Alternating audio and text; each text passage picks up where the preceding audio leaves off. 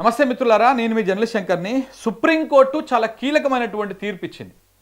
ఏది 10 మంది ఎమ్మెల్యేలు బీఆర్ఎస్ పార్టీ నుంచి కాంగ్రెస్ పార్టీలోకి మారినటువంటి 10 మంది ఫిరాయింపు ఎమ్మెల్యేల మీద సుప్రీంకోర్టు ధర్మాసనం సిజేఐ జస్టిస్ బిఆర్ గవాయ్ గారు ఇవాళ చాలా సంచలనమైనటువంటి తీర్పు ఇవ్వడం జరిగింది. స్పీకర్ గారికి 3 నెలల సమయము, ఈ 3 నెలల సమయం లోపల మీరు నిర్ణయం తీసుకోవాలని చెప్పేసి నిర్దేశించారు.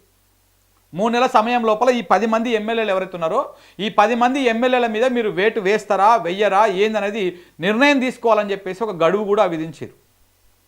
దాంతోపాటు ఎవరైతే ఈ 10 మంది ఎమ్మెల్యేలు ఉన్నారో ఈ 10 మంది ఎమ్మెల్యేలు ఆ 3 నెలల సమయానికి మించి ఇంకా అధికంగా టైం కోరినా గడువు కోరినా అది అలో చేయబడదు, దాన్ని యాక్సెప్ట్ చెయ్యరు అని చెప్పేసి చాలా స్పష్టంగా తీర్పులో చెప్పడం జరిగింది.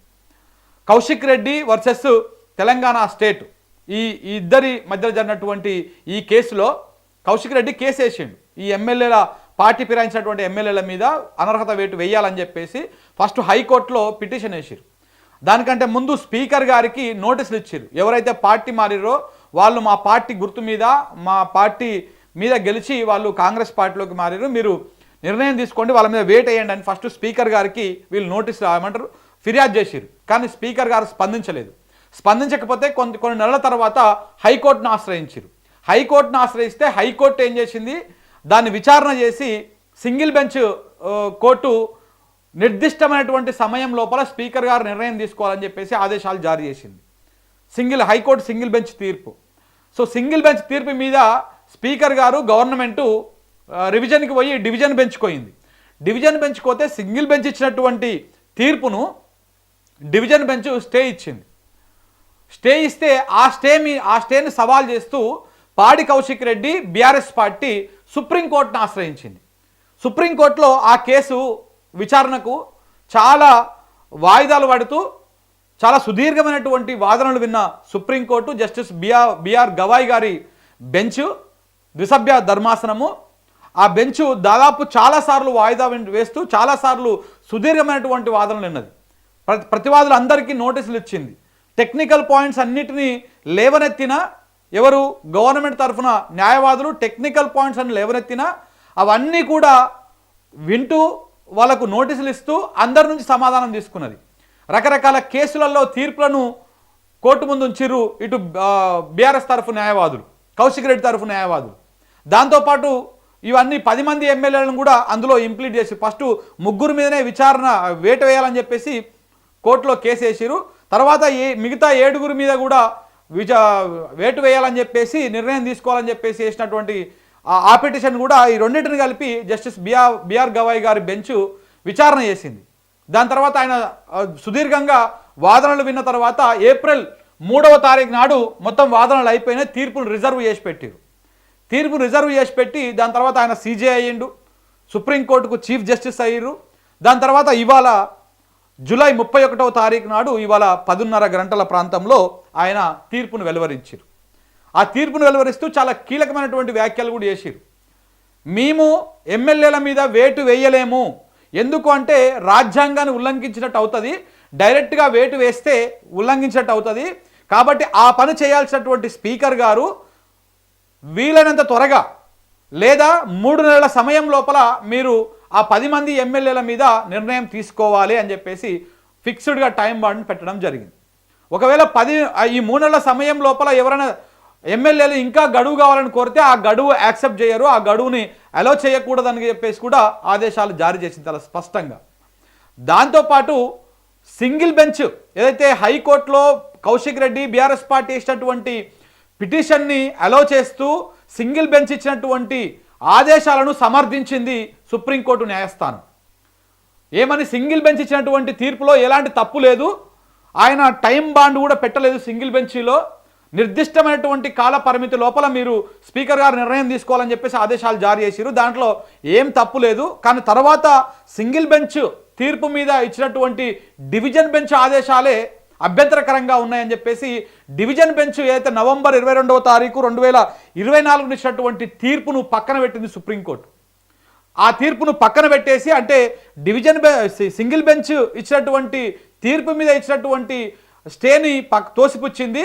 ఇప్పుడు సింగిల్ బెంచ్ ఆదేశాలు ఏవైతున్నాయో ఆ ఆదేశాల ప్రకారమే స్పీకర్ గారు నిర్దిష్టమైన సమయము లేదా 3 నెలల సమయం లోపల ఈ 10 మంది ఎమ్మెల్యేల మీద నిర్ణయం తీసుకోవాల్సి ఉంటుంది.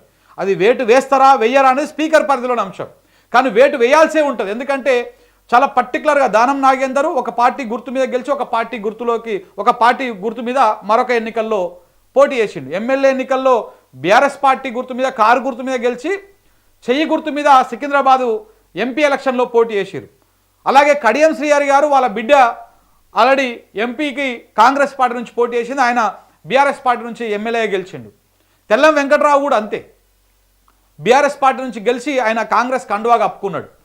మిగతా ఎవరైతే ఈ 10 మంది ఎమ్మెల్యేలు ఉన్నారో ఈ 10 మంది ఎమ్మెల్యేలు దానం నాగేందర్ కానీ ఖైరతాబాద్ నియోజకవర్గం, కడియం శ్రీహరి కానీ స్టేషన్ గన్పూర్ నియోజకవర్గం, అలాగే తెల్లం వెంకట్రావు కానీ భద్రాచలం నియోజకవర్గం, అలాగే అరకపూడి గాంధీ కానీ మన షేర్లింగంపల్లి సంబంధించినటువంటి గాంధీ కానీ కాళ యాదయ్య కానీ చేవెళ్ళ, ప్రకాష్ గౌడ్ కానీ రాజేందర్ నగరు, బండ్ల కృష్ణమోహన్ రెడ్డి గద్వాల నియోజకవర్గం, పోచారం శ్రీనివాసరెడ్డి ఆయన బాన్స్వాడ నియోజకవర్గం, డాక్టర్ సంజయ్ కుమార్ జగిత్యాల నియోజకవర్గం, గూడెం మహిపాల్ రెడ్డి పటాన్చెరు నియోజకవర్గం.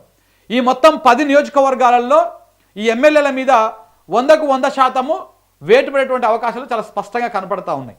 ఒకవేళ దీని మీద కొంత లీగల్గా కొంత జాప్యం చేసేటువంటి అవకాశాలు ఉంటాయి. ఎందుకంటే స్పీకర్ గారు నిర్ణయం తీసుకోకపోతే మళ్ళా ఇదే బీఆర్ఎస్ పార్టీ మళ్ళీ హైకోర్టుకు పోవాల్సి ఉంటుంది, లేదా కండెంప్ట్ ఆఫ్ కోర్టు కింద సుప్రీంకోర్టును మళ్ళీ ఆశ్రయించాల్సి ఉంటుంది. మీరు చెప్పిన సమయం లోపల స్పీకర్ గారు తీసుకోలేదు నిర్ణయము, కాబట్టి మీరు దాని మీద నిర్ణయం తీసుకోవాలంటే మరి అప్పుడు స్పీకర్ గారిని బోన్లో నిలబెడుతుందా సుప్రీంకోర్టు, లేకపోతే స్పీకర్ను పక్కన పెట్టేసి ఆ 10 మంది ఎమ్మెల్యేల మీద సుప్రీంకోర్టే వేటేస్తుందా, ఏమవుతుంది అనేది కొంత లీగల్ బ్యాటిల్లో ఉన్నటువంటి అవకాశం ఇదంతా కూడా. సో కాబట్టి చాలా ఆసక్తికరంగా ఉండబోతా ఉంది. ఇందులో చాలా స్పష్టమైనటువంటి ఆదేశాలు ఏంటి అంటే, మేము రాజ్యాంగానికి లోబడే మేము ఈ తీర్పునిస్తా ఉన్నాము. మేము ఆ 10 మంది ఎమ్మెల్యేల మీద వేటు వేస్తే రాజ్యాంగానికి అతీతంగా వేసినట్టు, రాజ్యాంగాన్ని ఉల్లంఘించినట్టు, కాబట్టి మేము వేయడం లేదు.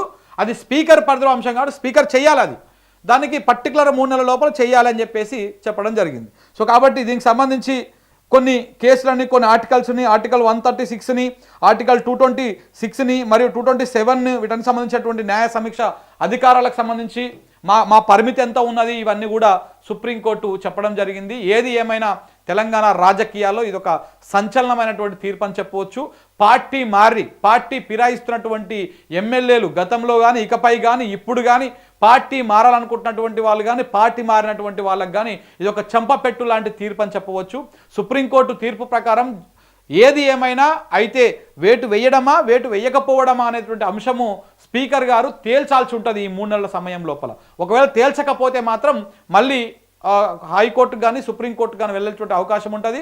ఒకవేళ స్పీకరు సుప్రీంకోర్టు ఆదేశాల ప్రకారం చేయకపోతే స్పీకర్ని సుప్రీంకోర్టు తన బోన్లో నిలబెట్టేటువంటి అవకాశాలు కూడా ఉన్నాయి. గతంలో ఒక స్పీకర్ను కూడా సుప్రీంకోర్టు బోన్లో నిలబెట్టినటువంటి సందర్భం కూడా ఈ దేశ చరిత్రలో ఉన్నది. కాబట్టి ఏం జరుగుతుంది అనేది చూడాల్సినటువంటి అవసరం ఉన్నది. నేను కూడా వీలైతే సాయంత్రం లోపల నేను ఈ కేసులో ప్రధానంగా ఉన్నటువంటి ఒకరిద్దరు న్యాయవాదులతోటి ఇంటర్వ్యూ చేసేటువంటి ప్రయత్నం కూడా చేస్తా, అసలు వాస్తవాలు చెప్పేటువంటి ప్రయత్నం చేద్దాం. Thank you very much.